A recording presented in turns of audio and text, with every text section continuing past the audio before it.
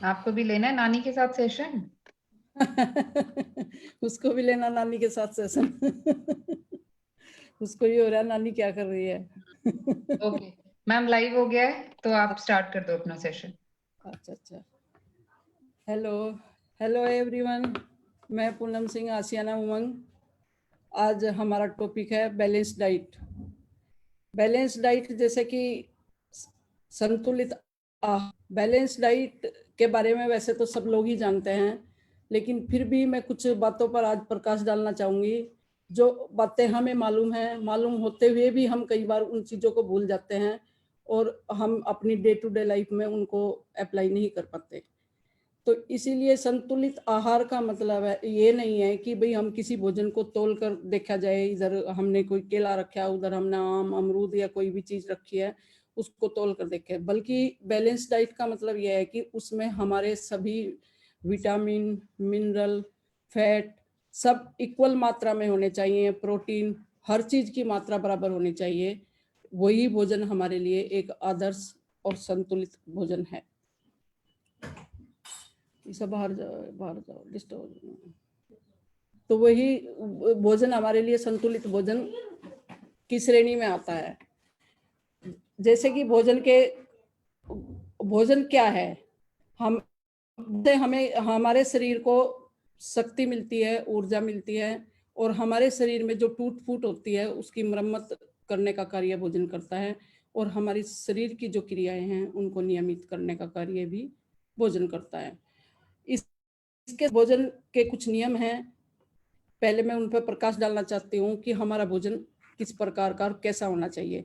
वैसे तो हर व्यक्ति के हिसाब से भोजन की मात्रा और भोजन का अनुपात सब अलग होता है। जैसे कोई हार्ड वर्क करने वाला है, दिहाड़ीदार मजदूर है, या कोई खिलाड़ी है, या कोई ऑफिस में बैठकर कंप्यूटर पर वर्क करने वाला है, तो उसको जैसे फैट की मात्रा कम चाहिए, या सबके हिसाब से या आयु के हिसाब से भी, एक 50-60 साल का व्यक्ति है या एक 20-25 साल का है या एक बच्चा है, तो सबके लिए जो भोजन है वो अलग अलग श्रेणी में आता है। अलग अलग तरीके से आप उसके लिए आपको अलग अलग तरीके से अलग अलग उसकी मात्रा और उसके फैट और विटामिन सब रखने पड़ते हैं। तो इसके साथ भी फिर भी कुछ एक नियम है, जैसे 4 नियम है भोजन के। जैसे भोजन जो है हमारा जीवित होना चाहिए, संप्राण भोजन होना चाहिए। जैसे कहते हैं नेचुरोपैथी में भी, संप्राण निष्प्राण प्राण ऊर्जा भोजन के अंदर हो। वो भोजन कैसा होता है, जैसे कि भाई हमारा सजीव हो। जैसे माँ सृष्टि का जब से निर्माण हुआ था और माँ धरती पर जन्म हुआ था, तो सृष्टि ने हमारे जन्म के पहले से ही इस ब्रह्मांड में वनस्पति जगत की रचना कर दी थी, और हमारे लिए भरपूर वनस्पति जगत के साथ खाद्य पदार्थों की सब सामग्री उपलब्ध करा दी थी। लेकिन मानव ने अज्ञानवश भूल की वजह से कुछ भी कहे, अपने उस भोजन को इतना दूषित कर दिया कि वो आज के समय में हम उसको सही तरह से उपयोग नहीं कर पाते हैं। भोजन करने के लिए जैसे प्राण ऊर्जा उसमें होगी, तो जैसे मतलब डायरेक्ट माँ प्रकृति से आया हुआ भोजन, जो डायरेक्ट भोजन है, उसका यदि हम उपयोग करेंगे तो उसमें प्राण ऊर्जा और प्राण शक्ति का संचार ज्यादा होता है। उसी भोजन को हम पकाकर उसमें मिर्च मसाले तड़का लगाकर जो हम उपयोग में लाते हैं, तो उसकी न्यूट्रिशन वैल्यू कम हो जाती है, उसके पोषक तत्व कम हो जाते हैं, और वो हमारे लिए अनुपयोगी हो जाता है और बीमारियों का कारण बन जाता है। यदि हम कोई भी भोजन जब हम डायरेक्ट लेते हैं, कच्चा लेते हैं, उसमें जीवन अधिक है, वो हमारी बॉडी में सफाई का कार्य अच्छी तरह से करता है। तो इसलिए जो भी भोजन ले, जैसे हमने फ्रिज में कोई खाना बनाया, वो हमने फ्रिज के अंदर रख दिया और हम उसको फिर निकाला, फिर गर्म किया, फिर कोई दूसरा इंसान आया उसको खाना दिया, ऐसे ही करते रहे तो उसकी प्राण शक्ति खत्म हो जाएगी। वैसे कहते हैं कि चोकर सहित आटा लेना चाहिए, आटा ज्यादा दिन का पुराना नहीं लेना चाहिए, ब्रांडेड आटा नहीं लेना चाहिए, अपना पिसा कर लेना चाहिए, स्प्राउट लेने चाहिए, जिसमें प्राण ऊर्जा हो वो भोजन हमने लेना चाहिए। आगे मैं इसके ऊपर अलग से प्रकाश डालूंगी। साथ ही हमारा पूर्ण होना चाहिए। पूर्णता का मतलब यह है कि भाई जैसे भोजन है, हम अगर पूर्ण भोजन लेना चाहते हैं, तो जैसे हम गुड़ की जगह खजूर का इस्तेमाल करें, और जो नारियल के तेल की जगह नारियल की गिरी, नारियल माँ प्रकृति की तरफ से आया है उसे वैसे के वैसे ही रूप में ले, बिना प्रोसेस किए, तो वो आहार में पूर्णता है और उसमें सब तरह के विटामिन मिनरल्स आपको मिलेंगे। और जैसे कि हम ये पैक्ड फूड लेते हैं, बर्गर, पिज्जा, ये डब्बा बंद जो जिसमें 3, 4, 6 महीने की डेट होती है, तो उस तरह के पैक्ड फूड में पूर्ण में नहीं मिलता। भोजन हमारे लिए पूरा उपयोगी होता है, बल्कि वो हमारे लिए बहुत हानिकारक होता है। कि हम शुद्ध शाकाहारी सात्विक भोजन लें, क्योंकि वो पचने में हजम होता है और हमारी बॉडी के लिए पूर्ण तरीके से लाभप्रद है। इसके साथ ही हमें जो चौथा नियम है कि हम जो भी भोजन लें वो वाटर रिच फूड होना चाहिए, उसमें भरपूर पानी होनी चाहिए, तो जिससे कि हमारे बॉडी के अंदर जो एल्कलाइन डाइट है उसका कार्य वो अच्छी तरह से कर सकता है। अब कई चीज ऐसी हैं जैसे वात, पित्त, कफ है, हमें अपने शरीर की प्रकृति भी देखनी चाहिए कि जैसे मान लो किसी की वात प्रकृति है तो उसको किस प्रकार का भोजन लेना चाहिए, या किसी की पित्त प्रकार की प्रकृति है तो उसको किस तरह का भोजन लेना चाहिए, उसके अनुसार भी हम अपना भोजन डिसाइड कर सकते हैं। इसके बाद आता है कि हमारी डाइट कितने प्रकार की होनी चाहिए। हमारी डाइट कई प्रकार की है, जैसे नंबर 1 आती है raw diet, mono diet, eliminative diet, soothing diet, constructive diet, fruit diet, liquid diet, acid और एल्कलाइन फूड। अब मैं इनके बारे में आपको डिटेल से थोड़ा बताऊंगी। उसके बाद मैं थोड़ा सा विरुद्ध आहार कि भाई क्या खाना चाहिए क्या नहीं खाना चाहिए, और मेल वाले पदार्थ, एल्कलाइन डाइट या एसिडिक डाइट कौन कौन सी होती है उनके बारे में, और कुछ छोटी छोटी बीमारियों के लिए, जैसे छोटी छोटी बीमारी हमें घर में हो जाती है, अस्थमा है, सर्दी है, खांसी है, जुकाम है, या कोई लेडीज प्रॉब्लम है, उनके बारे में हम छोटी छोटी होम रेमेडीज पर प्रकाश डालूंगी अगर टाइम मिला तो। उसके बाद अब सबसे पहले आते हैं हम रॉ डाइट। रॉ डाइट के अंदर हमें क्या लेना चाहिए? रॉ डाइट के अंदर एक प्रकार का ऐसा खाना है कि जो हमें नेचुरल रूप में हम लेते हैं, मतलब जैसे प्राकृतिक तरीके से आया उसको वैसे ही, बिना प्रोसेस किए, बिना पकाए, बिना कुछ किए, अच्छी तरह से धोकर साफ करके उसको, जैसे उसके अंदर हम लेते हैं मैंगो हो गया, ये रॉ डाइट के अंदर बहुत सारी इस तरह की डाइट आती है। रॉ डाइट खाने से हमें पहले क्या लाभ मिलता है, पहले तो हम इस बात पर जानेंगे कि हमारी एक एनर्जी जो है, बॉडी की जो शक्ति है वो रॉ डाइट खाने से बढ़ जाती है, और पकवा आहार जो हम पका हुआ खाना खाते हैं उससे हमारी एनर्जी लो हो जाती है, क्योंकि वैसे भी हम देखते हैं कि जब हम पका हुआ खाना खाते हैं तो हमारे अंदर सुस्ती आ जाती है, और सुस्ती आने से हमें नींद सी आ जाती है, तो बॉडी में इतना एनर्जी लेवल नहीं होता। वैसे भी देखा आपने, जैसे बच्चे स्कूल वगैरह में जाते हैं तो उनकी जो है वो क्लास अपनी खेल कूद वाली जो क्लास है, जो पीटी की क्लास होती है वो दोपहर बाद होती है, क्योंकि उसके बाद बच्चों को सुस्ती आ जाती है, उसको टीचर को भी सुस्ती आ जाती है, इसलिए उसको आफ्टरनून में रखते हैं कि बॉडी की सुस्ती दूर भगाने के लिए। और दूसरा, अगर हम अपक्वाहार खाएंगे, कच्चा आहार खाएंगे, तो उससे हमारी जो है काम करने की शक्ति बढ़ती है और पाचन हमारा जल्दी होता है। पक्के आहार का पाचन हम जल्दी नहीं कर सकते, कच्चे आहार को हम जल्दी पचा सकते हैं, और हमें अपनी बॉडी में हल्कापन लगता है। पक्का आहार खाने से हमें हैवीनेस महसूस होती है, हमारा जो ब्लड का है वो पीएच लेवल बैलेंस रहता है, डाइजेशन इंप्रूव होता है, मानसिक शारीरिक स्वास्थ्य मिलता है, और टॉक्सिन बॉडी से निकलते हैं। जो ये रॉ डाइट है हमारी बॉडी से टॉक्सिन बड़ी जल्दी निकालती है। तो इसमें जैसे कहते भी है, अब इसका समय भी है, रॉ डाइट हमें किस समय खानी चाहिए, इसका भी बड़ा महत्व है, क्योंकि जैसे अगर यदि आपने सुबह के टाइम कच्चा ही खाना चाहिए सुबह से दोपहर तक, वैसे भी कहते हैं जैसे अगर सुबह के टाइम हमें, जैसे पहला टाइम तो हमारा सुबह का होता है फास्टिंग का, वैसे भी आजकल जैसा चला गया है 14 घंटे का फास्ट, 16 घंटे का फास्ट वो रखना चाहिए। उसका 14-16 घंटे का फास्ट रखने का मतलब यह है कि हम अपनी बॉडी को क्लीन करने का प्रोसेस शुरू होता है। यदि हम बार बार खाना खाते रहे, 2-4 घंटे के अंदर खाते रहे, तो जो हमारी एनर्जी है, बॉडी की जो एनर्जी है, जो हमारे पाचन शक्ति है, वो भोजन को पचाने में ही सारा अपनी एनर्जी वेस्ट कर देगी। लेकिन बॉडी से जो टॉक्सिन निकालने हैं उसका समय नहीं मिले, तो बॉडी से टॉक्सिन निकालने का समय हमें अपने अंदर पड़ेगा। शाम 7-8 बजे खाना खाते हैं, से लेकर 7-8 घंटे नींद लेते हैं, 2 घंटा खाने के पहले और 2 सोने के पहले, 2 घंटे बाद में, और 1-2 घंटे और मैनेज करने पड़ते हैं।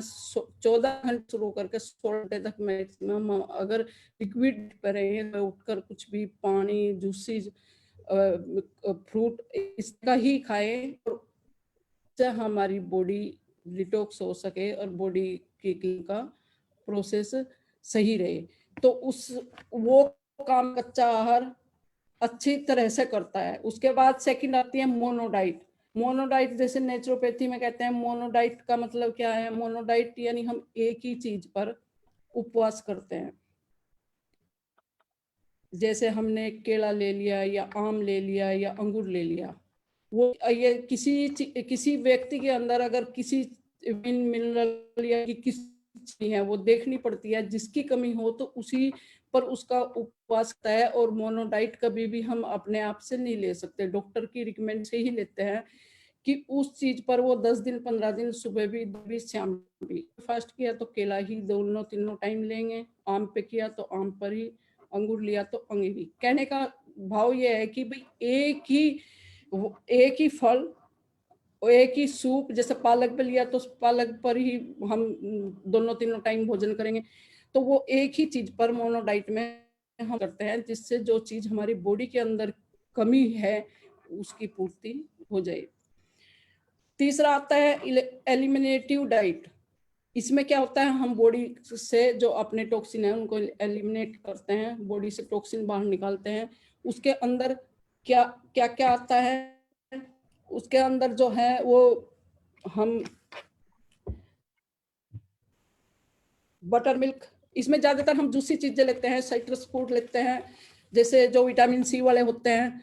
नींबू का जूस आ गया, जैसे आंवला जूस आ गया, नारियल पानी, सब सब्जियों का soup, coconut milk, wheat grass, vegetable soup, मतलब लिक्विड ही इसमें लेते हैं, क्योंकि लिक्विड और सिट्रस फूड ही इसके अंदर लिया जाता है, क्योंकि ये हमारे शरीर की सफाई का कार्य बड़ी अच्छे तरीके से करता है और हमारे बॉडी की सफाई हो जाती है। तो इसका समय जो है वो हम सुबह से दोपहर तक का रखते हैं कि बॉडी की क्लीनिंग की, बॉडी की सफाई की, और इस तरह के लिक्विड जूस लिए, सबसे ज्यादा नींबू पानी, शहद और ये आंवला जो है वो ज्यादा बॉडी के टॉक्सिन बाहर निकालता है, तो उसके लिए काम करते हैं।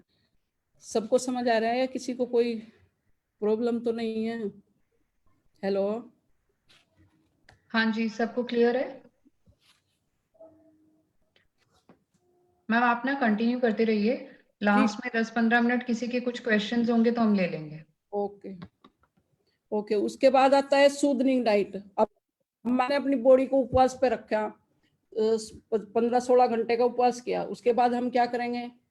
बॉडी को नरिश करेंगे, बॉडी का शोधन करेंगे। मतलब बॉडी में एकदम से ऐसे तो नहीं है हम कुछ फ्राइड खा लेंगे और पूरा तला भुना मसाले वाली चीजें खा लेंगे। तब वो पहले हम जूस में थे तो हमने अपनी बॉडी की सफाई कर ली, अब बॉडी से कचरा सब बाहर निकल गया, तो उसके बाद हम थोड़ा धीरे धीरे जाएंगे। उस टाइम हम क्या लेंगे? थोड़ा फल लेंगे, सॉलिड चीजें लेनी शुरू करेंगे, जैसे फल लिया, सलाद लिया, उबली हुई सब्जी ली, स्टीम की हुई सब्जियां, और sprout, butter milk, coconut milk.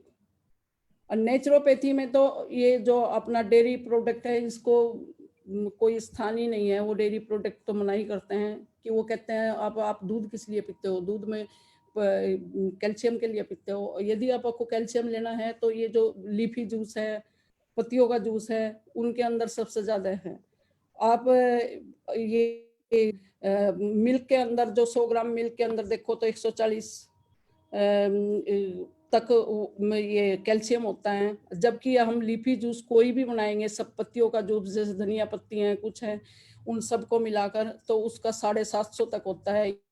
ये सहजनी की पत्ती देते हैं और उनका जूस बनाते हैं तो उसमें 1200 तक कैलोरी हो कैल्शियम हो जाता है। अगर हम उसमें सरसों का वो डाल दें तो 3000 तक हो जाती है। तो कैल्शियम हम दूसरी सो सकते हैं, तो इसलिए वो दूध को तो प्रायोरिटी नहीं देते खाने की। अब हम अपने अपनी बॉडी को थोड़ा सा, बॉडी में पहले हमने बॉडी को क्लीन किया, उसके बाद हमने उसमें थोड़ा सा फ्रूट सलाद वगैरह डाल ली। अब उसके बाद जो हमारे शरीर में जो टूट फूट हुई थी उसकी मरम्मत का कार्य हो गया था, तो अब हमें एनर्जी भी तो चाहिए। अब हमारी एनर्जी तो चली गई सब, तो एनर्जी गेन करने के लिए उसके बाद हम कौन सी डाइट लेंगे? कंस्ट्रक्टिव डाइट, यानी कि आप उबली हुई चीजों के साथ, तो थोड़ा तना बुलिया चिकना तो एकदम नहीं लोगे, दलिया लोगे, खिचड़ी लोगे, दलिया खिचड़ी, और थोड़ा सा कुछ इस तरह से एनर्जी गेन करके थोड़ा घी डालकर खाना खाएंगे। बहुत ज्यादा घी नहीं खा पाएंगे, हल्का सा जिससे चिकनाहट बनी रहे, इस तरह का खाना हम उस टाइम पे लेंगे, क्योंकि बॉडी की एनर्जी को हमें उस टाइम पे गेन करना है। और एक हेल्दी खाना ही हमारा शारीरिक और मानसिक स्वास्थ्य को भी प्रदान करता है। अगर हमारा हेल्दी खाना नहीं होगा तो हमारा मानसिक स्वास्थ्य भी ठीक नहीं होता। उसके बाद आते हैं हम फ्रूट डाइट पर। फ्रूट डाइट में क्या आता है? विटामिन सी वाले फ्रूट हम लेते हैं, जैसे जूसी फ्रूट, सिट्रस फ्रूट, आंवला, ग्रीन जूस, और जिसमें फाइबर कंटेंट होता है जूस के अंदर। और फाइबर का क्या काम क्या होता है? जैसे हमारी मसल जो है, मसल की क्या प्रॉपर्टी होती है? फाइबर वाली होती है। हम देखते हैं ना अपनी स्किन के अंदर मसल्स पर ऐसे रेसे रेसे होते हैं बॉडी के अंदर, और ऐसे फाइबर की तरह ही होते हैं। तो फाइबर वाले जितने भी वो हैं, जैसे शकरकंद है, शकरकंद के अंदर सबसे ज्यादा फाइबर होता है, तो भी वही रेसा होता है। तो उसके अंदर हम अनार लेंगे, अनार लेंगे, अनार का जूस लेंगे, एप्पल, नाशपाती, ब्लैकबेरी, रसबेरी, संतरा, ये सब ले सकते हैं, लेकिन लेने फ्रेश है। कोई भी चीज रखी हुई, मान लो हम डब्बा ये पैक्ड जूस नहीं लेंगे। जूस हम लाए भाई, सुबह ले आए, शाम को पियेंगे, और वो ला के फ्रिज में रख दिया, वो नहीं लेंगे। फ्रेश जूस आप फ्रेश लाओ, और फिर आपने ये भी चेक करना है कि वो प्रॉपर तरीके से धोया है, नहीं धोया है। अगर उसमें आपको लगता है कोई पेस्टिसाइड है, कुछ है, तो उसको गर्म पानी से थोड़ा अच्छे से वॉश करके, साफ सफाई का पूरा ध्यान रखकर, नहीं तो देखो अगर हम उसको सही तरीके से नहीं लेंगे, तो इन चीजों का हमें ध्यान रखना पड़ेगा। अब मान लो जैसे किसी को लो ब्लड प्रेशर है, तो हम केला, अमरूद, पोटेशियम जिसमें ज्यादा होता है उस तरह के वो लेंगे। एलोवेरा जूस लेंगे। अगर किसी को अर्थराइटिस है तो मतलब उसमें हम अपनी बॉडी और अपनी बीमारी के अकॉर्डिंग ही जूस लेंगे। तो एलोवेरा जूस, जॉइंट पेन है। नमक हम क्या लेंगे? हम नमक सेंधा नमक ही लेंगे, और काला नमक, मतलब जो नेचुरल नमक है। ये जो हम जो नमक टेबल सॉल्ट आता है, जो ये नॉर्मल सॉल्ट है, कॉमन सॉल्ट जिसे बोलते हैं, इसके अंदर जो पोटेशियम है वो बनाया गया, और सेंधा के अंदर जो जितनी होता है, इसलिए नेचुरोपैथी के हिसाब से अपनी डाइट को जो है वो प्रेफर करते हैं, ये कॉमन सॉल्ट नहीं डालते। उसके बाद आती है लिक्विड डाइट। लिक्विड डाइट में जो है हमारा एनर्जी ज्यादा होती है, बॉडी को ज्यादा एनर्जी मिलती है, एलिमिनेशन का काम ज्यादा होता है, कैलोरी कम होती है, और पाचन क्रिया अच्छी होती है, और पचने में वो आसानी से पच जाता है, और बॉडी भी डिटॉक्स होती है। और क्लियर जूस लेते हैं हम, उसमें सब्जी के जूस भी ले सकते हैं। जब हम फास्टिंग पे चलते हैं और जूस के फास्टिंग पे होते हैं, तो उस टाइम हम उसमें पल्प वगैरह नहीं लेते, खाली क्लियर जूस होता है पानी की तरह, तो उसको छान कर लेते हैं, पल्प नहीं देते जिस टाइम हम ये इसकी फास्टिंग करते हैं। तो इस प्रकार से ही हम इतनी हैं ये हम अपनी बॉडी की सफाई करने के लिए, बॉडी के काम को सुचारू अपने को स्वस्थ रखने के लिए अगर हम डाइट लेंगे, कहने का भाव ये है भोजन की मात्रा में 70 से 80% एल्कलाइन डाइट होनी है। डाइट सभी को मालूम है क्या क्या होता है, और एसिडिक डाइट कम लेनी चाहिए। अगर हम एसिडिक डाइट ज्यादा, वैसे हम नेचुरल करते क्या हैं, एसिडिक डाइट कौन कौन सी होती है, जिसमें अनाज होते हैं, दालें होती हैं, खाना होता है, 3 टाइम खाना खाते हैं, 3 टाइम खाना को अंदर खाना ही इतना होता है कि को ज्यादा काम करना पड़ेगा, हमारी बॉडी की एनर्जी खाना पचाने में ही लग जाती है। इस तरह से अगर मान लो जैसे आप एक चीज देखो, खाना खाने से एक ये भी है कि एक जैसे रोड है, रोड के ऊपर गाड़ियां चल रही, खूब आवागमन है, गाड़ियां खूब चली हुई है, तो अगर आप उसमें सफाई का काम करोगे तो कैसे करोगे, नहीं कर सकते ना। तो आपको गाड़ियों को तो रोकना पड़ेगा, तभी आप वो रोड साफ कर सकते हो। तो इसलिए वो हमारा शरीर भी एक रोड की तरह ही है कि हम उसमें अपने खाने का काम अगर हम कम रखेंगे, उसको समय देंगे, अपनी जो हमारी पाचन शक्ति है वो हमारे खाने को पचाने का समय हमें देना पड़ेगा। बार बार खाते रहेंगे तो अपच होगा, अपच होगी, गैस होगी, कब्ज होगी, और बीमारियां हमारे अंदर एक से एक पनप जाएंगी। उसी तरह से जैसे एक मकान है, मकान में हम झाड़ू लगा रहे हैं, झाड़ू लगाई, पोछा झाड़ू लगा के लगाने लगे, तो हमने ड्राइंग रूम में जैसे ही झाड़ू शुरू की तो बाहर से घंटी बज गई, कोई आया भाई, खोल दिया, बोले आओ जी आओ, चाय लो, पानी लो, सब। तो फिर कहाँ सफाई होगी, सफाई नहीं होगी ना। तो हम चाय पानी सब उस व्यवस्था में लग जाएंगे तो वो बॉडी का वही मकान की तरह ही हमारी बॉडी है, तो सफाई का काम रुक गया। कहने का भाव ये है कि अगर हम बार बार खाते रहेंगे, दिन में 2 बार खाएंगे, 3 बार खाएंगे, अपच होगा, गैस, कब्ज और 1000 बीमारियां हमारे अंदर दाएं बाएं से बिना पूछे ही आती रहेंगी। तो इसलिए हमें कम खाना चाहिए, रॉ डाइट नहीं चाहिए, कच्चा आहार ज्यादा खाना चाहिए, पक्का खाना कम खाना चाहिए, क्योंकि पक्के खाने में न्यूट्रिशन वैल्यू कम है, उसके जो न्यूट्रिशन वो नष्ट हो जाते हैं। वैसे भी आजकल देखो ये जो बर्तन है, मिट्टी के आप बर्तन लाओ, मिट्टी का एक बर्तन लाए, उसके अंदर बीन्स है, ये सब सब्जियां डाली और उसके ऊपर कम गैस करके मैं 2 से 4 को भाप दे दी। भाप देने के बाद आप प्याज है, लहसुन है, अदरक है, टमाटर है, उस सब का एक पेस्ट बनाया और उस सब्जी के हल्का सा नमक और सा मसाला डाल लिया, ऊपर से नींबू मसाला डाल के, और उसकी गैस बंद कर दी और उसको ऊपर से ढक दिया। आप 5 मिनट उसको ऐसे ही रहने देना, क्योंकि वो सब चीजें उसके अंदर समा जाएंगी, और उसके बाद उसको खा के देखो वो कितना हेल्दी है और टेस्टी भी है। वैसे अदरक कैसे लेते हैं, अगर कोई बताए तो भाई अदरक लहसुन क्या है, हम पीस के लेते हैं, पेस्ट के फॉर्म में लेते हैं। यदि हम अदरक लहसुन को ज्यादा लोग नहीं जानते कि कैसे लेना चाहिए। कोई भी खाना हो, जैसे हमने खूब सारा सलाद, स्प्राउट बनाए, सलाद बनाया, बहुत तरह का इकट्ठा किया, उसके ऊपर कद्दूकस करके आप लहसुन डाल दो और उसी के ऊपर कद्दूकस करके आप अदरक डाल दो। उससे आपको न्यूट्रिशन भी पूरे मिलेंगे, उसके पोषक तत्व कम नहीं होंगे और आपको उसमें स्वाद भी आएगा। और अगर आप काट के डालोगे तो खानी मुंह में आएगा। कद्दूकस करके उसका आप पूरे पोषक तत्व अपने अंदर ले सकते हो। तो इस तरह की कुछ छोटी छोटी चीजें हैं जिन्हें अपना ध्यान रखकर आप अपने खाने में ले सकते। अब हम आते हैं विरुद्ध आहार। कुछ विरुद्ध आहार ऐसे हैं जिन्हें हमें एक दूसरे के साथ नहीं खाना चाहिए।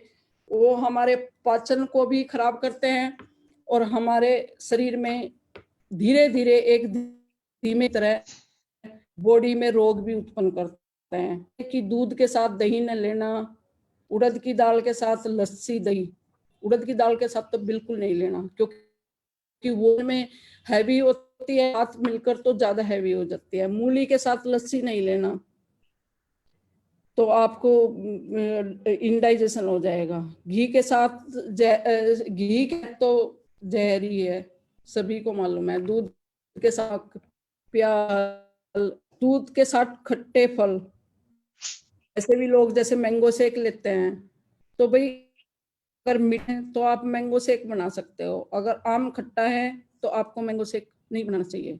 और नेचुरोपैथी वाले तो बनाना शेक भी मना करते हैं। वो कहते हैं कि आप आम केला खा के दूध पी लो, दूध पी के केला खा लो, लेकिन दोनों को एक साथ मत मिलाओ। और केले के साथ दही और छाछ भी साथ मत खा के थोड़ा गैप देकर आप पी सकते हो। और इसी तरह से जो भी फल हैं आप अलग अलग खाओगे तो आपके लिए वो ज्यादा बेनिफिट में इतना काम नहीं। इसके साथ ही कुछ जैसे भी कुछ बीमारियों में अगर हम जैसे आप चाहेंगे भी, ये जो है एसिडिक डाइट और एल्कलाइन होती है, तो एसिडिक डाइट में सब प्रकार के ताजे फल आ जाते हैं, जो भी फ्रेश फल है, फ्रेश फल है, सब्जी है, सब खट्टे फल, नींबू, मट्ठा, हरे साग, हरी सब्जियां छिलकों समेत, हरी मटर, आलू छिलके सहित, मूली, प्याज, शहद, गुड़, मक्खन, ये गोला जो कच्चा नारियल होता है, किस मीठा दही, गन्ना, गाजर, सलाद, हरना, उसमें बहुत ज्यादा एल्कलाइन डाइट में आती है। मेथी, मेथी तो सबसे ही आइटम आती है, बहुत रोगों में काम करती है। मेथी तो रामबाण औषधि है। यदि आप लड्डू खाओ सर्दियों में तो आप जोड़ों के दर्द में वो काम करते हैं। और यदि आपको शुगर है, आप मेथी को रात को एक गिलास पानी में 1 चम्मच के साथ डालकर उसमें भिगो और सुबह निथार कर उसका पानी पी लो, तो ये मेथी आपके शुगर में काम करेगी। लहसुन, लौकी, सेब, केला, अमरूद, पालक, चीनी और नारियल पानी, ये सब एल्क के अंदर आते हैं। और ऐसी डाइट में जैसे मांस, मछली, अंडा, पनीर, गेहूं, चावल, ये अनाज सब, मक्की का अनाज, बाजरे, ज्वार, दालें, रोटी, सूखा मेवा, सफेद चीनी, ये सब चीजें, चाय, कॉफी, जितनी भी नशे की चीजें हैं, मुरब्बे और चटनी, खटका, ये उबला हुआ दूध, खीर, मसाले, चटपटी चीजें और पैक फूड, ये सब अल्कलाइन डाइट के अंदर आते हैं।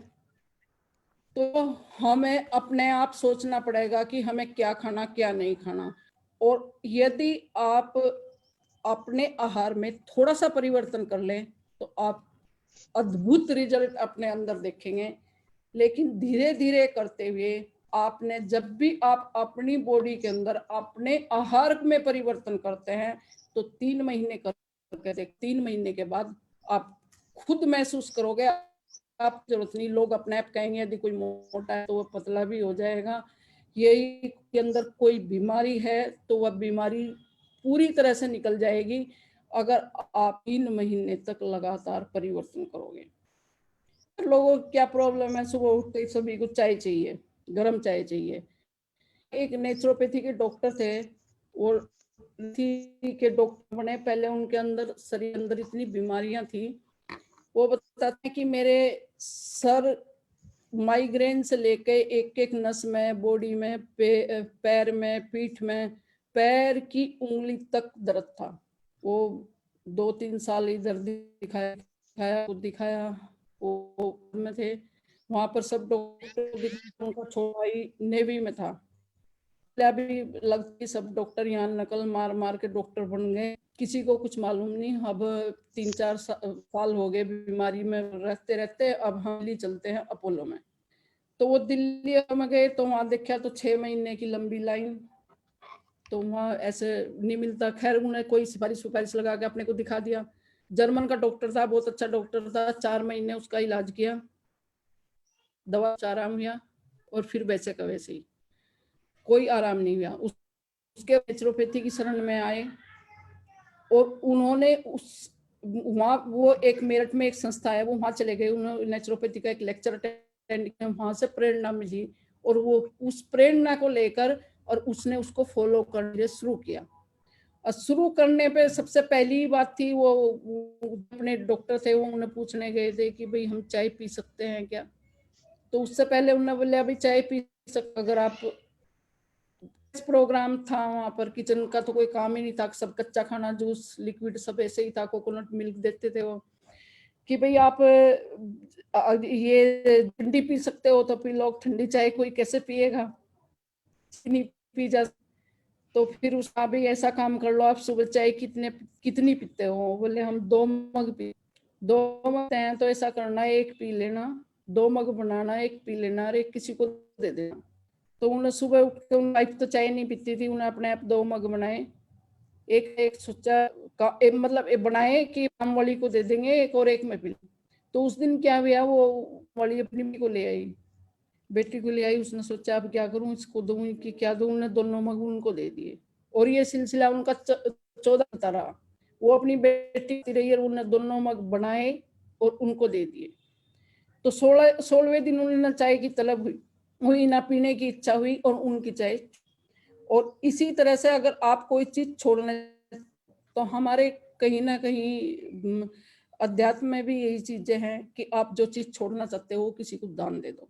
अगर आप चाय छोड़ना चाहते हैं, चीनी पत्ती दूध मंदिर में किसी को, गरीब को, किसी को भी दान दे दो, तो वो आपकी धीरे धीरे करके छूट जाती है। वैसे अगर अपना संकल्प करोगे तो उसका भी आपको बेनिफिट मिलेगा। अगर नहीं भी संकल्प शक्ति आप कर पाते तो किसी को कुछ दान दे दोगे तो वो उससे भी छूट सकता है। तो इस तरह से उनका देखो, वो आज निरोग हैं, लेक्चर दे रहे हैं, सब कर रहे हैं, नेचुरोपैथी के डॉक्टर भी होंगे। तो नेचुरोपैथी तो एक ऐसी चीज है कि वो अपने आहार में जो, अगर जिसने अपने आहार में परिवर्तन करके गंभीर से गंभीर बीमारी, लाइलाज बीमारी, जो बीमारी कहीं भी ठीक नहीं होती, वो अंत में, क्योंकि पहले तो नेचुरोपैथी में सब इधर उधर उधर इधर घूम फिर के ही एंड में, और नेचुरोपैथी की शरण में भी ठीक होते हैं। एलोपैथी में तो यह है भाई एंटीबायोटिक दवाई और अपना ठीक इंसान नहीं होता, बीमार हो जाता है। इसके बाद सभी को समझ आ रहा है ना Rati ji? Yes ma'am, I am sure सबको समझ आ रहा होगा और सब ध्यान अच्छा से सुन रहे हैं। अच्छा जी। इसके बाद अब हम लेते हैं कुछ दूसरी तरह के लिक्विड डाइट के बाद तक हुई थी लिक्विड डाइट। अब जैसे मान लो किसी को यूरिन की प्रॉब्लम है, निमोनिया है, डायरिया है, नोजिया है, पेट में दर्द है, तो हमें क्या आहार लेना चाहिए? उसके लिए सबसे बेनिफिशियल है लौंग, विटामिन सी वाले सभी फूड, अदरक, लहसुन, पत्ता गोभी, गाजर, हल्दी, खीरा, कोकोनट, सहजन की लकड़ी, एप्पल और मूली। इस तरह आहार, इस तरह की किसी को प्रॉब्लम है। एंटी डिप्रेशन फूड, जिसको डिप्रेशन है, मूड डिसऑर्डर है, माइग्रेन है, उसके लिए सेब सबसे अच्छा काम करती है मस्तिष्क के लिए, मानसिक तनाव के लिए, या किसी तरह का इस तरह का। सेब तो वैसे भी हर चीज में बड़ा काम करती है, सुबह खाली पेट सेब खाओ तो आप उसका बेनिफिट ज्यादा मिलता है। सेब, इलायची, लहसुन, हरी सब्जियां, शहद, नींबू और बाम। अगर आपको माइग्रेन है, सर दर्द है, तो लेमन बाम आप लगा सकते हैं। और विटामिन बी वाले सारे फल, लेमन बाम कैसे? जो लेमन जो है उसके बाहर का जो छिलका है उसको कद्दूकस करेंगे, और कद्दूकस करके उसमें शहद मिलाकर बाम बनाकर माथे पर लेप करेंगे। आयरन रिच फूड, ये जिस टिप मेरे लिए यूजफुल होगी मैम। बिल्कुल। और ये गाय का घी नाक में ज्यादा काम का है। और केला अगर आप खाते हो, लेकिन सबसे अच्छा मिल जो है वो गाय। अब आयरन फूड, चकुंदर, खजूर, अंजीर, ये स्पेसिफिक ही है, बाकी तो बहुत सारी चीजों में आयरन होता है। मुनक्का, गाजर, पालक, टमाटर, गन्ने का जूस, इन सबसे ज्यादा आयरन होता है। डायबिटिक शुगर वाले के लिए क्या क्या चीज ज्यादा बेनिफिट वाली होती है, किस तरह की चीजें उन्हें अपने आहार में मात्रा ज्यादा लेनी चाहिए? जैसे काले चने, केला, करेला, ब्रोकली, बथुआ पत्ती, दालचीनी, करी पत्ता, मेथी दाना, वो पानी से मेथी दाना बताया था ना, रात में भिगो ले, आउट करो, बाद में उसके सलाद खाओ। तो फाइबर रिच फूड भी है, लहसुन, प्याज, इसबगोल भी ये शुगर वाले लोग ले सकते हैं, क्योंकि वो पाचन के काम आता है, पचने में अच्छा है, उसमें फाइबर बहुत ज्यादा होता है इसबगोल में। राजमा की फली, सेम, बीन्स। अच्छा, ये फलियां हम बहुत ज्यादा नहीं खा पाते, क्योंकि सेम की फली, राजमा फली, ये इन सब फलियों में क्या होता है, फाइबर की मात्रा ज्यादा होती है, और कंटेंट ज्यादा होने से हमारी बॉडी की सफाई और पाचन अच्छा होता है, कब्ज नहीं होगी, तो हम ऑटोमेटिकली, वैसे भी हमारा बॉडी में एसिड की मात्रा कम होगी, तो हम बीमार कम होंगे। आम की, शकरकंद और लौकी, ये जो शुगर जो मरीज हैं वो इसमें इस तरह का खाना ले सकते हैं। डायरियल, लूज मोशन, कब्ज, अंतों की अगर समस्या है तो इस तरह के समस्या में हम किस तरह कर सकते हैं। बेल, केला, गाजर, सूप, हरी सब्जी, सहजने की लकड़ी, डोमेस्टिक जो होता है, पुदीना, जायफल भी इसमें बहुत काम करता है, अनार और हल्दी। तो ये कुछ इस बीमारियां हैं जिनमें हम कुछ अपने आहार में परिवर्तन करके अपनी बीमारियों अपने आप से ठीक कर सकते हैं, बिना डॉक्टर के पास जाए, और इनके कोई साइड इफेक्ट भी नहीं होते हैं। तो जैसे kidney, asthma, autoimmune disease, allergy होती है किसी को, तो इसमें हम कौन सा फूड जो है वो लेना चाहिए, वो ज्यादा काम करेगा। सेब, अरंडी के बीज, चेरी, सुन, नीमन ग्रास, लौंग, प्याज, पिल, आलू, अलसी के बीज, हल्दी, इमली का रस, आलू का रस भी लेते हैं उसमें। और एंटीऑक्सीडेंट फूड हमारी जो रोग प्रतिरोधक क्षमता बढ़ाते हैं, जैसे कैंसर की कोई बीमारी है, दिल की बीमारी है, रक्त कहीं रुक जाता है, नसें मोटी हो जाती, तो उसमें हम किस तरह का आहार लेते हैं, जैसे पालक है, चौलाई है, ब्रोकली, पत्ता गोभी, गाजर, अदरक, लहसुन, ये इस तरह का फाइबर रिच फूड ही सब। हेलो, हाई बीपी अगर किसी को है, इस तरह का लेते हैं ज्यादा। एल्कलाइन डाइट ही लेते बीपी वाले भी, क्योंकि रक्त में अम्लता होती है, उसको हटाने के लिए अल्फा सीड, सेब, लहसुन, हरी सब्जी, इस तरह का खाना अगर आप लोगे तो आप ये खत्म हो जाएगी। तो इसमें वात किसी का बढ़ा हुआ है तो आप इस तरह का खाना ले सकते हैं।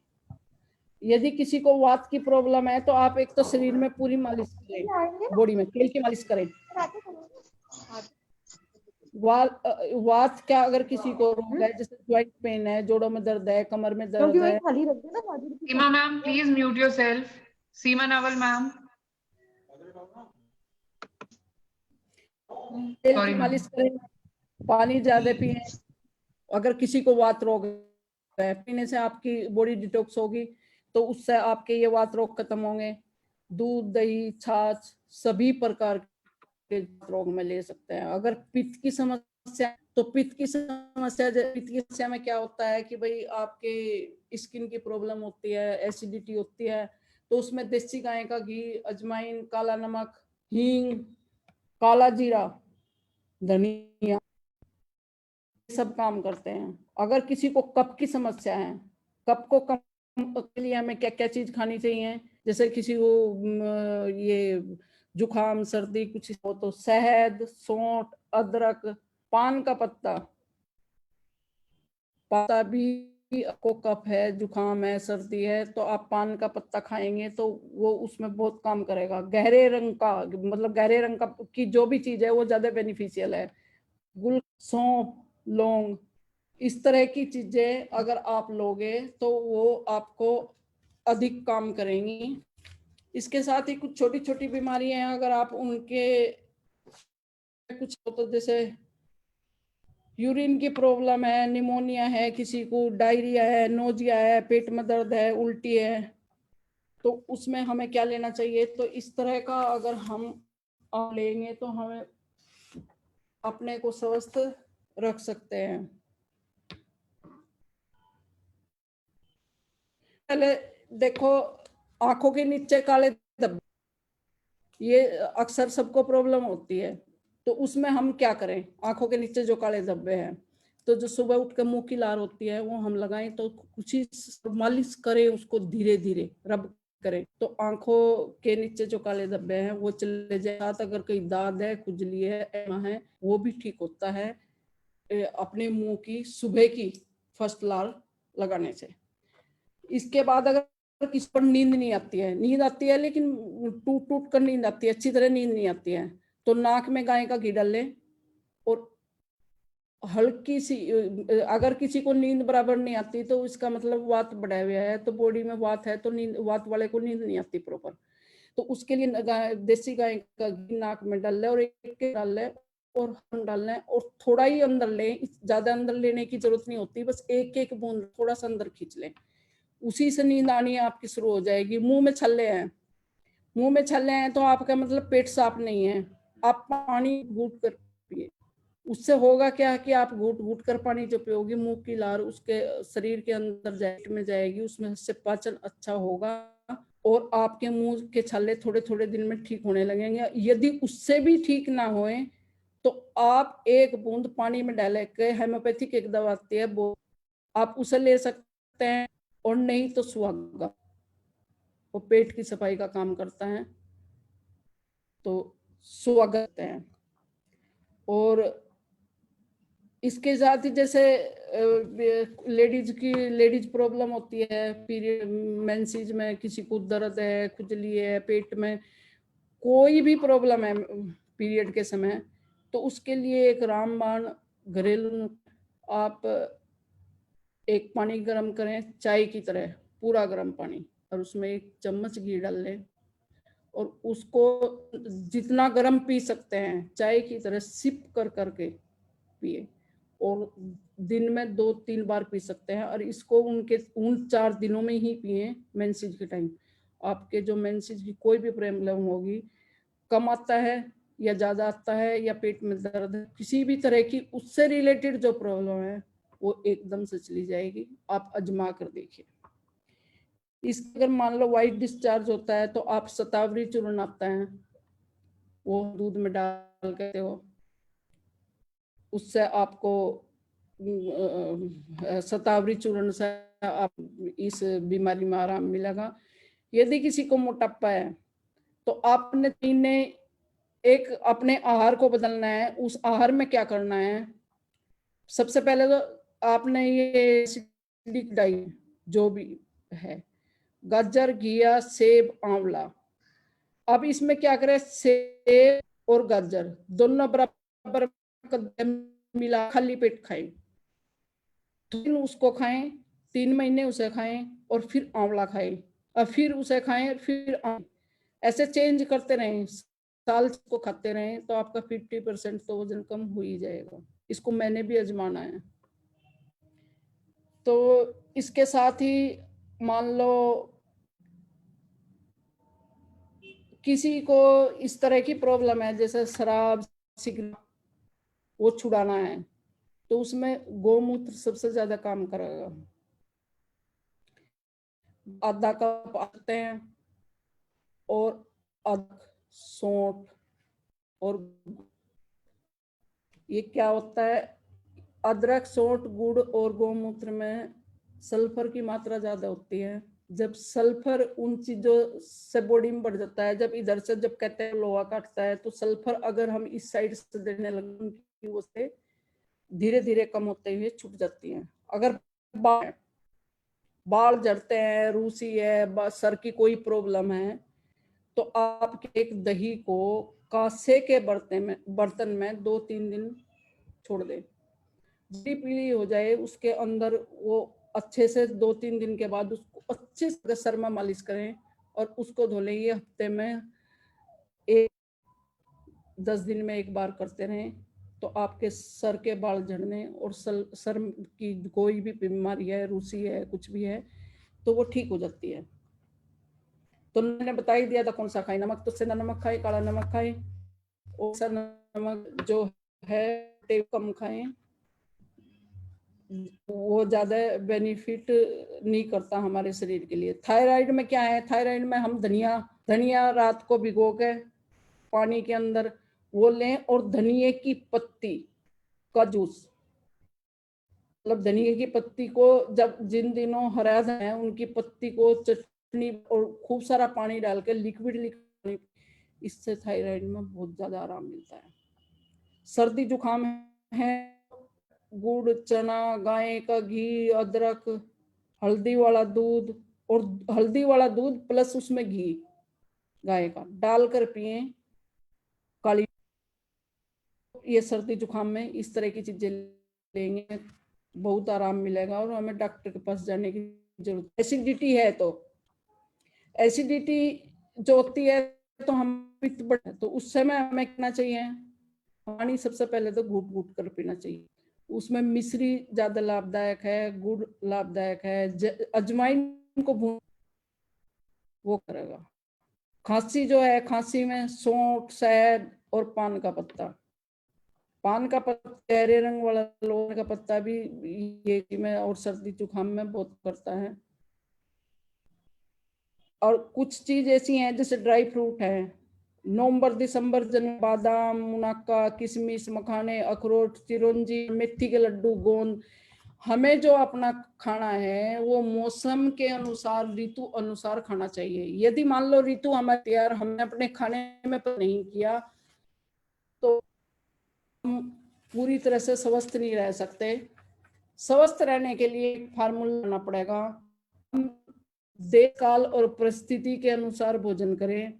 जिस समय जहां पर है वहां पर जो फ्रूट है, जो फ्रूट मात्रा में आता है उसका उपयोग करें। मौसम अनुसार प्रकृति ने हमें 6 ऋतु बनाई है, 6 ऋतुओं के हिसाब से अलग अलग खान पान की एक व्यवस्था की हुई है। व्यवस्था खाएंगे अधिक से अधिक लाभ ले पाएंगे। जैसे सर्दियों में तिल आते हैं, गुड़ आते हैं, मूंगफली, लड्डू, गोंद, ये सब चीजें खाते हैं तो उनका फायदा हम पूरा उठाते हैं। गर्मियों में जो है हम नींबू, ये विटामिन सी वाले फ्रूट जो भी मार्केट सबसे है, और जिस मौसम में हम ऐसा नहीं महंगा खा के हम ज्यादा स्वास्थ्य प्रदान कर सकते हैं, उससे नहीं करे थे। मान लो 1 आदमी रुपए किलो आम ले लिया, वो भी सर्दियों में, आप खाओगे तो उसका फायदा होगा, ऐसा नहीं होगा, लेकिन उतना फायदा नहीं होगा जो गर्मियों में ले सकते। मौसम सर्दियों में तो आप जैसे किन्नू आया, ये अमरूद है, इन चीजों को मौसम का ही फल, की ही सब्जी, और जिस रीजन में, जो जिस उसमें, जो साउथ में है, जो वहाँ पे वो जिस मौसम में उगता है, जैसे राजस्थान है, राजस्थान में बाजरा ज्यादा होता है तो सर्दियों में बाजरा खाएं। उत्तर प्रदेश जो दूसरे अनाज होते हैं तो मैं वो खाई, जो जहाँ पर जैसा बनता है उसका मौसम के अकॉर्डिंग चीजें हमें ज्यादा लाभ प्रदान करेंगी, ना कि हम उल्ट पुल्ट खाएंगे तो उसका हमें लाभ मिलेगा। का भाव है, अंत में मैं ये कहना चाहती हूँ कि कुल मिलाकर हमें कोई बीमारी है और हम स्वस्थ, तब भी हम पहले आपके साथ कोई खाना आया, कोई भोजन आया, आप पहले उसको वॉच करो, ये मेरे खाने लायक है नहीं है, मुझे खाना चाहिए नहीं खाना चाहिए, मुझे इससे क्या फायदा मिलेगा या नहीं मिलेगा। ये चीज मेरे माइंड में तो आ गई है। जब भी कोई चीज मेरे सामने आती है पहले सोचती हूँ इसका मुझे कुछ फायदा है, ये मुझे खानी चाहिए या नहीं खानी चाहिए। सोच के एक विचार थोड़ा रुक के अपने माइंड को देंगे तो हम बहुत सारी चीजें जो हमें नहीं खानी चाहिए हम उनको खाते हुए सोचेंगे और सोचते हुए धीरे धीरे कम कर देंगे। अगर किसी को किसी तरह की बीमारी से बाहर आना है तो अपने आहार में तो परिवर्तन करना ही पड़ेगा, और अपनी बीमारी के अनुसार अपने आहार को आप चेंज करके देखिए और लगातार 3 महीने करके देखिए। उसके बाद आप खुद ही बताएंगे कि मेरे बेनिफिट मिला। आहार ही औषधि है और आहार ही हमारी बीमारी। हम कम खाएं, गैर कर खाएं, अपने शरीर को सफाई करने का और हम बार बार खाते रहेंगे तो शरीर तो को सफाई का समय नहीं मिलेगा, तो हमारी जो बॉडी की जो ऊर्जा है जो है वो सब खाने में ही लगी रहेगी, तो हम उसको निष्कासन का टाइम नहीं मिलेगा। वैसे भी जैसे देखो हमारा जो है भोजन, पाचन और तीनों अगर प्रॉपर तरीके से हो तो हम बीमार हो ही नहीं सकते। भाई हम भोजन राइट लेंगे तो पाचन भी राइट होगा और फिर उसका निष्कासन भी आराम से सुगम तरीके से हो जाएगा। तो इसलिए इसमें कोई नहीं, तो इन चीजों को ध्यान रखते हुए हम आहार में परिवर्तन करें और खाएं। और मेरे को लगता है कि आज के सेशन से बहुत लोगों को कुछ ना कुछ तो फायदा मिलेगा, और अगर हम कोशिश करेंगे तो हम सब कुछ कर सकते हैं। इस संसार में कुछ भी असंभव नहीं है। हमारी संकल्प शक्ति जो है वो एक चाहिए, और हमारे अंदर एक भावना होनी चाहिए कि हमें मोटापा है तो हमें उससे कम होना है, थायराइड है तो उससे हटना है, माइग्रेन है तो उससे, पर कैसे हटना है मालूम सबको है। ऐसा नहीं कि मेरे बताने से सबको मालूम है, मालूम आप सबको भी है, लेकिन भूल जाते हैं और हम अवेयर नहीं हो पाते। लेकिन मैं भी यही सोच रही थी कि बहुत सारी चीजें मैंने पढ़ी, समझी और जानी थी, लेकिन अब इस सेशन करने के टाइम मैं उनको भी भूल चुकी थी। अब दोबारा से मुझे याद आया, यही कह रही थी कि तैयारी करते करते तो बहुत सारी चीजें मुझे होगी। अब मैं दोबारा से ऐसा हो गया कि जो चीज हम भूल चुके थे उन्हें अपनी डे टू डे लाइफ में प्रयोग करें और स्वस्थ रहें। रति जी, किसी को कुछ अगर पूछना? हेलो,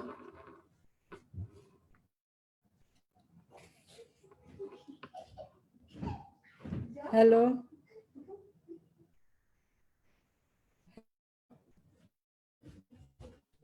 क्या हो रहा है यहाँ पर? किसी के कुछ क्वेश्चन है तो पूछ लीजिए। हेलो,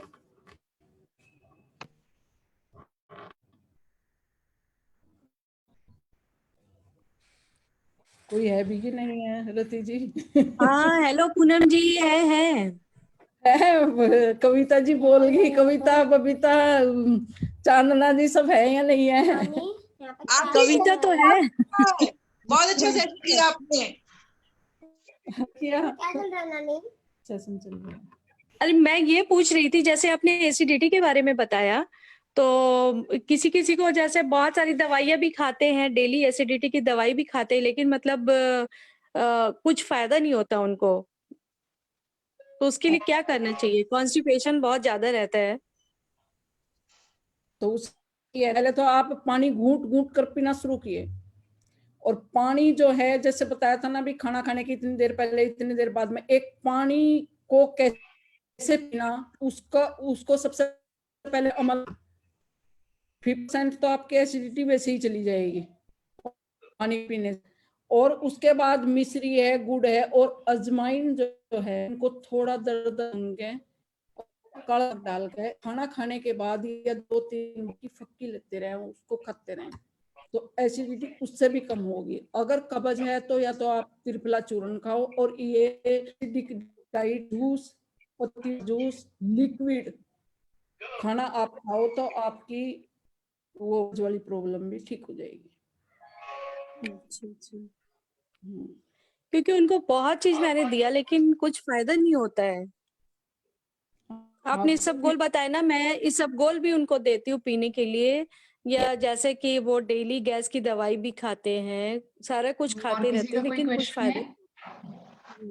तो ये फाइबर रिच फूड आपने खाने चाहिए, फाइबर रिच फूड उनको दो, और थोड़े दिन कंटिन्यूअसली दो, और खाना कम दो। जो ये पका हुआ खाना, क्या खाना वो खा रहे हैं उस चीज को वॉच करो।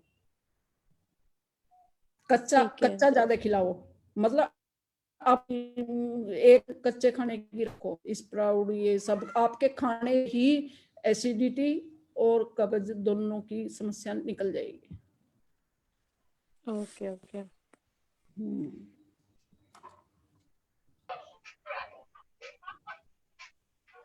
किसी को कुछ पूछना है और किसी का कोई? ऑल बहुत क्लियर? अच्छा सेशन था आंटी आपका। All clear aunty? मुझे एक क्वेश्चन पूछना है। महीने में एक सेशन ले लिया करो ताकि हमें थोड़ी मोटिवेशन मिले। अरे नहीं, मेरे को बहुत टेंशन हो जाती है, मुझे बहुत तैयारी बहुत करनी अच्छा पड़ती बताती हैं है। आप। बाकी सबसे अच्छी बात मुझे जिंदगी होता है। मैं भी सब ऐसे ही खाने पीने लगती हूँ, लेकिन जब सेशन लेती हूँ ना, उसकी तैयारी करती हूँ, तो बहुत सारी चीजें बड़े दिन तक फिर वो सब फॉलो करती हूँ। तो यही है कि मालूम सबको होता है, लेकिन वो नहीं आ पाता, और इसलिए हम गए तो बीच से सेशन होने चाहिए जिससे हम इन चीजों की तरफ अवेयर हों। भाई यहाँ से। हेलो हाँ जी। जी आंटी, मुझे एक क्वेश्चन पूछना था। हाँ हाँ। मेरी 5 साल की बेटी है, उसकी आईलिड पे है ना छोटी सी गांठ टाइप की है, तो उसका कोई सॉल्यूशन होगा? कहाँ पे है गांठ? आईलिड ऊपर अच्छा, आँख पे। तो देखो इसमें यही कहते हैं कि के लिए तो वो बच्ची मोटी है, कपालभाति नहीं कर पाएगी। अगर प्राणायाम करें, कपालभाति करें तो गांठ सब है, तो उसी वो से तो है। बच्चे नहीं कर पाएंगे। हाँ, वो तो बच्चा नहीं कर पाएगा, वही है ना। तो बाकी तो देखो गांठ का तो आपको डॉक्टर देगा, बहुत सारी चीजें तो एकदम नहीं हो सकती। हाँ, एक्चुअली होम्योपैथिक ट्रीटमेंट हुआ था उसका, तो ऊपर से वो खिसक के नीचे आ गई है, तो मतलब कोई खास प्रोग्रेस नहीं लग रही, तो मैंने सोचा शायद आपको कुछ नॉलेज हो इस बारे में। नहीं, वो अगर कुछ होगा नेचुरोपैथी के डॉक्टर से पूछ कर आपको बता दूंगी। जी। बाकी तो गांठ के बारे में तो देखिए ये है कि अगर बड़ों को कोई गांठ है कहीं भी बॉडी के अंदर, तो आप कपालभाति करो दबा के, तो आपकी गांठ सब निकल जाएगी। और बाकी डाइट तो भाई जब बड़ा हो सब हेल्थ डाइट आप लोगे तो आपका बॉडी स्वस्थ रहेगी, नहीं लोगे तो आप स्वस्थ नहीं रह सकते। वो सब चीज तो बच्चों के और बड़ों के लिए करनी ही है। क्या आजकल का तो खाने का ये चिप्स इन सब ये से इसके चीजों में तो बड़ा रहता ही है। और किसी का कोई क्वेश्चन है?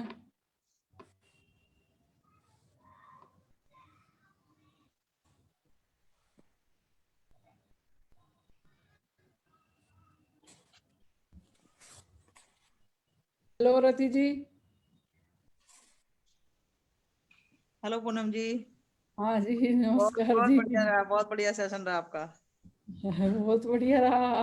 हाँ, बताते रहा करो। कोई देती तो नहीं, 5 महीने में सेशन मिला उसे झगड़ा कर करके। एक दो डिश ऐसी ही बता दो ना जो टेस्टी लगे बहुत ज्यादा। अच्छा, टेस्टी लगे शुगर के लिए। और क्या, आपने तो